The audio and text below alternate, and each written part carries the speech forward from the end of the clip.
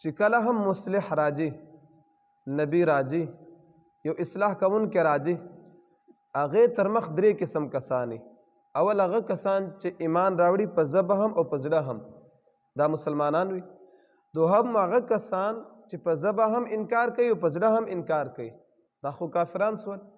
دریم هغه کسان چې په ژبه خو وایي چې موږ ایمان راوړی دی خو په زړه ایمان نه راوړي، اقرار باللسان و تصدیق بالقلب، دا ایمان دی، دا اسلام دی.